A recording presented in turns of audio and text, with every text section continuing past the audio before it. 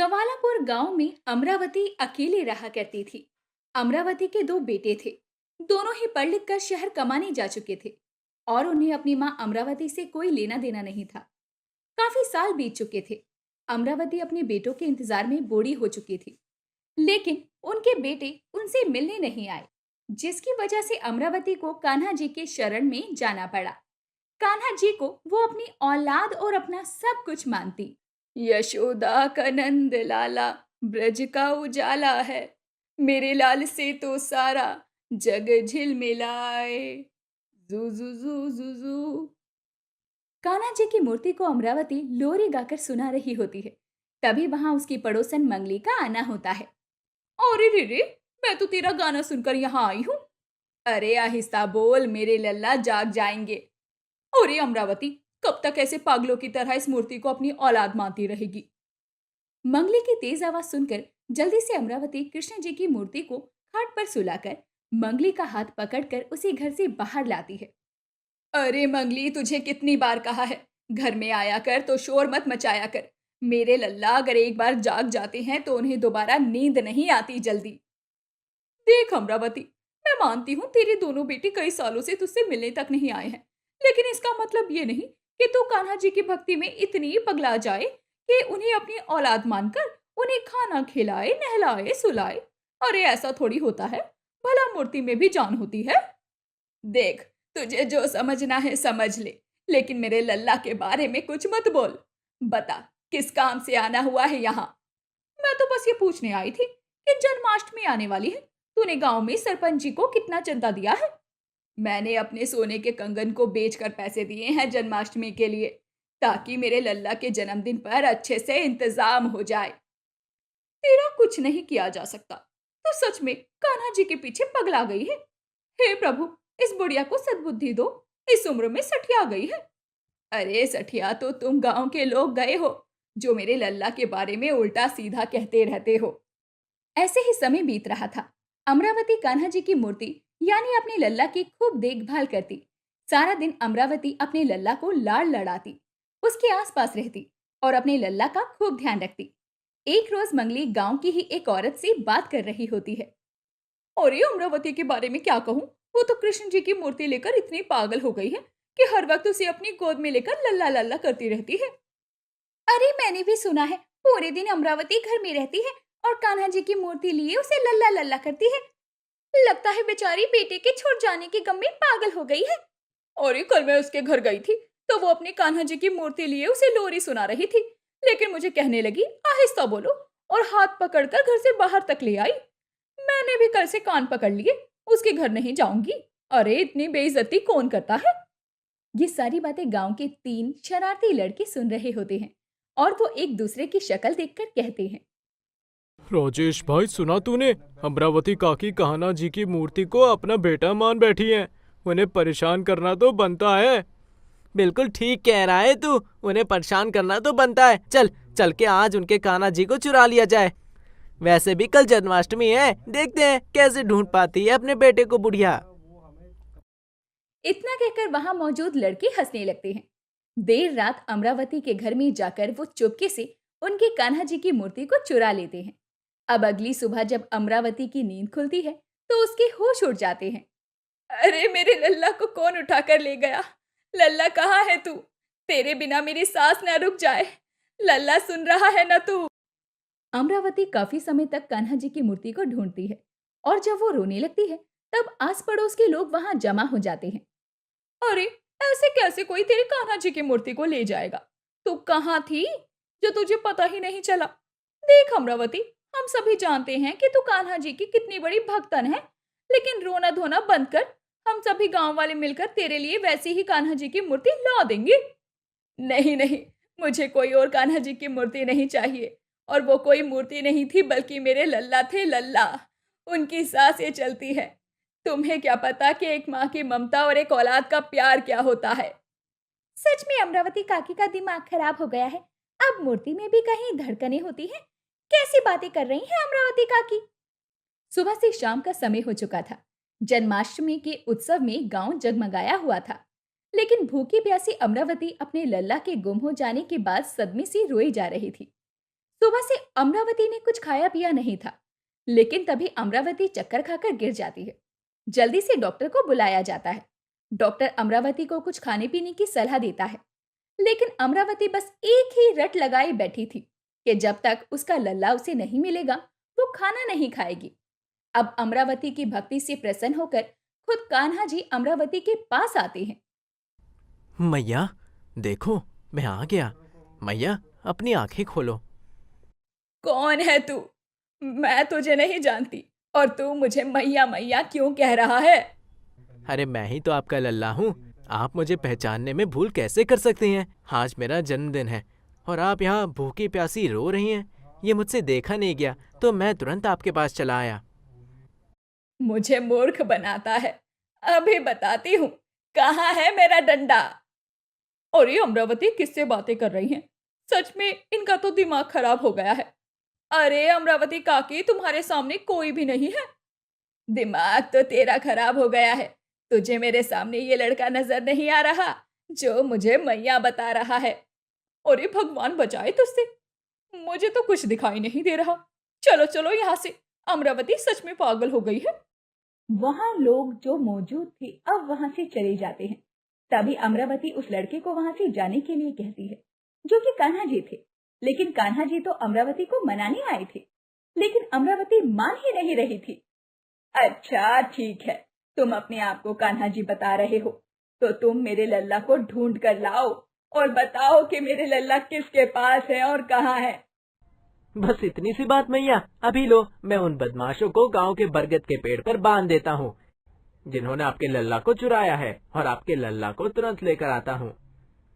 कान्हा जी तुरंत वहां से गायब हो जाते हैं और पहुंचते हैं धीरज और राजेश के पास, जहां कान्हा जी अपनी मूर्ति को गोद में लेते हैं और चुटकी बजाते ही दोनों को बरगद के पेड़ पर बांध देते हैं। अरे पल भर में हम इस पेड़ पे कैसे बंधे मिले? वही तो मुझे भी समझ नहीं आ रहा है। भाई कहीं हम कोई सपना तो नहीं देख रहे? हम अचानक पेड़ में कैसे बंध सकते हैं? वही मुझे समझ नहीं आ रहा है। कहीं ये काम अमरावती काकी के लल्ला का तो नहीं है, जिन्हें वो अपना बेटा मानती है? हो सकता है वो असल में भगवान हो और हमने उन्हें चुराकर भूल कर दी हो। अब धीरज और राजेश को पेड़ में बंधा देखकर गांव वाले हैरान थे और वो उनसे पेड़ में बंधे होने का कारण पूछते हैं। अरे तुम दोनों इस पेड़ पर कैसे बंधे हुए हो? किसने बांधा तुम्हें? अरे ये सब किया धरा अमरावती काकी के लल्ला का है। उसे हमने चुरा लिया था। उसके बाद हम यहाँ कैसे आ गए हमें भी नहीं पता। हाँ हाँ, अमरावती काकी के लल्ला यानी कान्हा जी की मूर्ति को हमने ही चुराया था, और हमसे इतनी बड़ी भूल हो गई कि हमें पता भी नहीं चला कि हम इस पेड़ में कब और कैसे बंध गए। हमें खोल दो, हमें खोल दो मंगली काकी। अब सारे गांव वालों को पता चल जाता है कि धीरज और राजेश ने मिलकर अमरावती काकी की कान्हा जी की मूर्ति को चुराया था। लेकिन जब गांव के लोग अमरावती काकी के पास पहुंचते हैं तो वो देखते हैं कि अमरावती काकी कान्हा जी की मूर्ति को लिए उन्हें खाना खिला रही थी और मूर्ति भी खाना खा रही थी।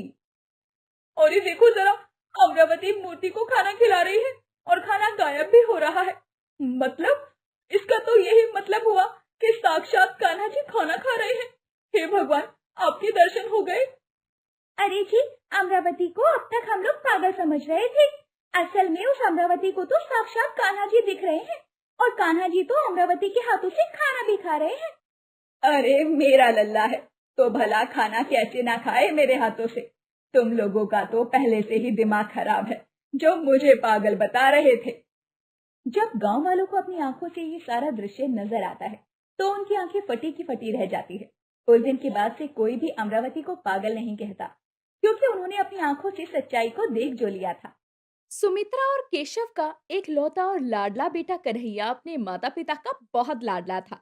सुमित्रा और केशव भी अपने लाडले बेटे को बहुत प्यार करते थे, लेकिन इसे प्यार में कन्हैया शरारती हो गया था। एक रोज सुमित्रा लड्डू गोपाल की पूजा कर रही होती है, तभी कन्हैया चुपके से वहां आता है और लड्डू गोपाल के सामने रखे लड्डुओं को उठाकर चुपके से भाग जाता है।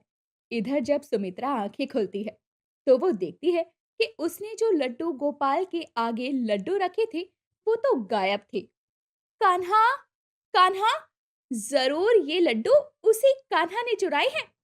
अब जब सुमित्रा कन्हैया के कमरे में जाती है तो वो देखती है कि कान्हा अपने दोनों हाथों में लड्डू लिए उन्हें जल्दी जल्दी खा रहा है। ये देखकर सुमित्रा कन्हैया के कान पकड़कर कहती है, कन्हैया, कितनी बार कहा है, लड्डू गोपाल के हिस्से का लड्डू मत लिया कर। अब लड्डू गोपाल बुरा मान गई तो?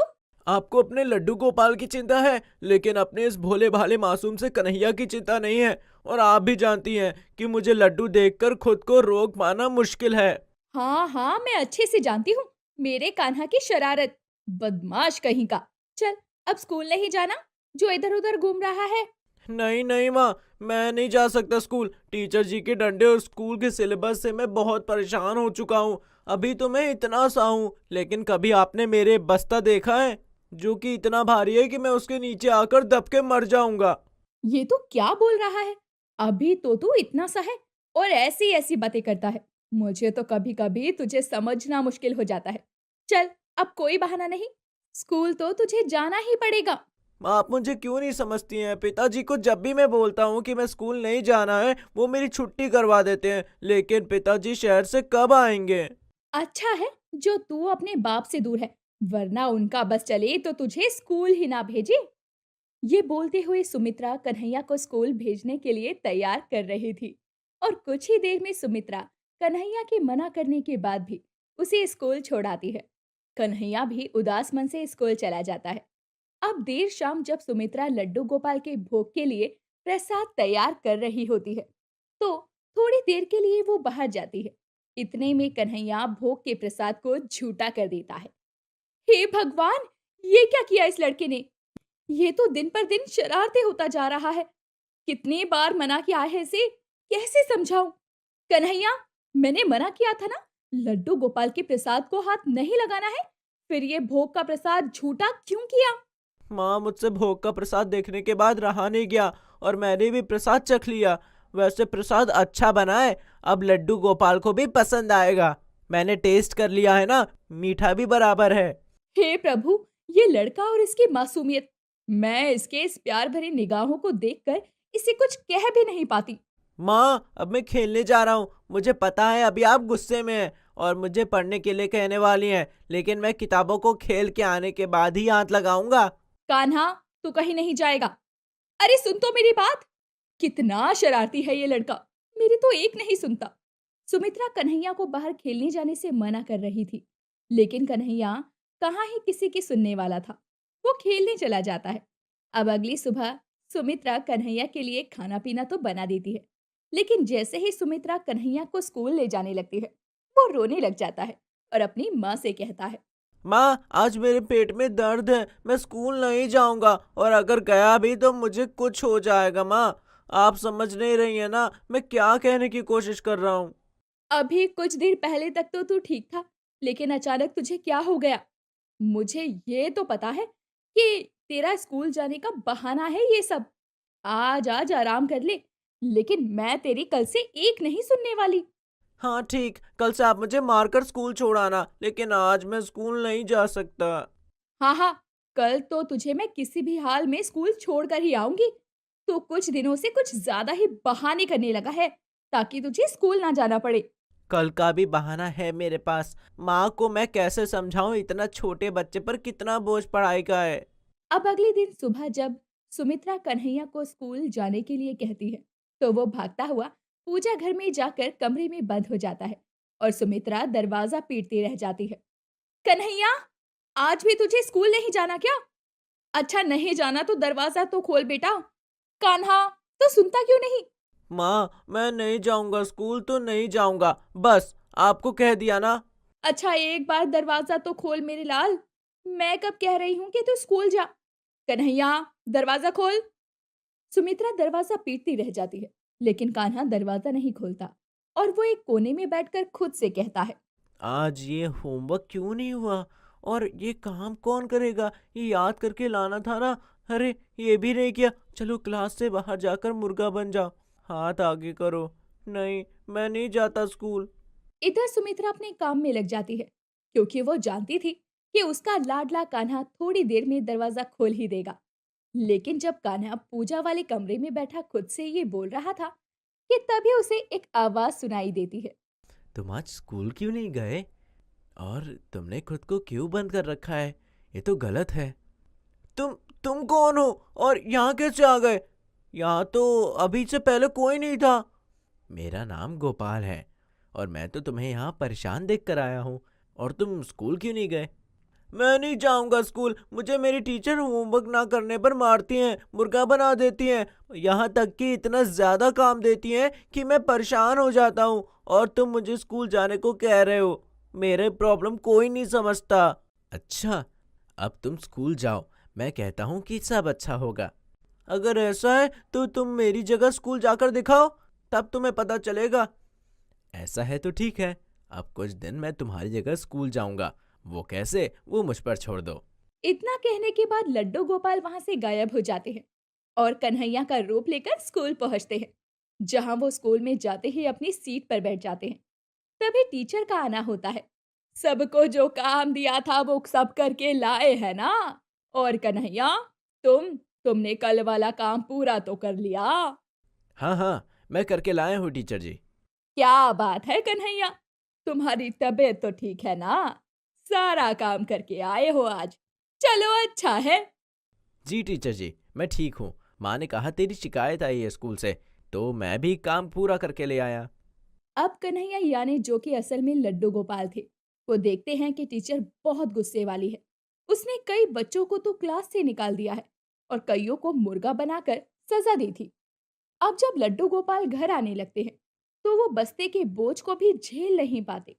कन्हैया, मैं आ गया स्कूल से। तुम्हारा स्कूल तो सच में जाने लायक नहीं है, लेकिन मैं सब ठीक कर दूंगा। और ये बस्ता इतना भारी है कि मुझसे चला भी नहीं जा रहा। कल भी तू स्कूल जाएगा ना? मैं यहाँ माँ को संभाल लूंगा। 2-3 दिन तो स्कूल जाना ही पड़ेगा। वैसे अभी खाने को लड्डू मिल जाते तो। अभी लाता हूँ मंदिर से चुरा कर। माँ ने सुबह ही लड्डू चढ़ाए हैं लड्डू गोपाल पर। वैसे हम तो स्कूल जाते ही नहीं। पूरे दिन मक्खन चुराकर खाना और मित्रों के साथ खेलना, गाय चराना और गोपियों को परेशान करना, यही करते हैं पूरे दिन। मैं कुछ समझा नहीं, लेकिन क्या तुम्हारी टीचर या मम्मी पापा गुस्सा नहीं करते? बिल्कुल भी नहीं, मैं उन्हें गुस्सा होने ही नहीं देता। कन्हैया और लड्डू गोपाल कुछ ही समय में अच्छे दोस्त बन चुके थे। लेकिन अब जब अगली सुबह लड्डू गोपाल कन्हैया बनकर स्कूल जाते हैं, तो क्लास में बैठते हैं।